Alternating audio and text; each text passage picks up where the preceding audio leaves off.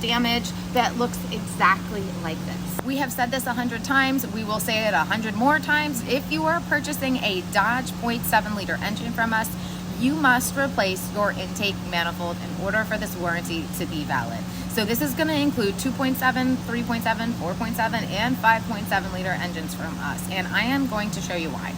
There are a lot of different versions of the Dodge 4.7 liter engine. Today, I have a non-EGR unit.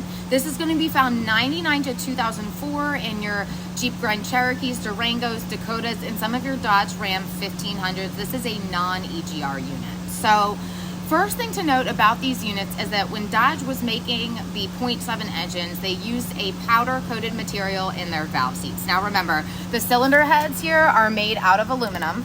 The valve seats are made out of steel. So what happens when your engine gets very hot is your cylinder head expands at a different rate than the valve seats. And what eventually happens is the valve seats end up dropping into the engine and damaging the engine.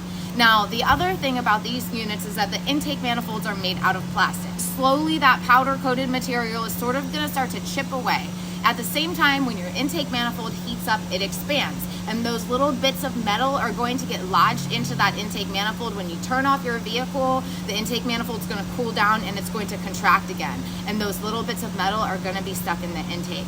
So what happens when you swap that intake over to a new engine, your engine is going to heat up, your intake manifold is going to heat up, and those little tiny bits of metal are going to fall out of the intake manifold, make their way back into your engine, and cause damage that looks exactly like this. These little chunks did in fact make their way back into the engine. So here is the corresponding cylinder head. You can see that same damage right there. I'm going to try to pop this valve out. Surprisingly, the valves are actually not bent. However, on this one, you can see some of the damage from the chunks sort of flying in there.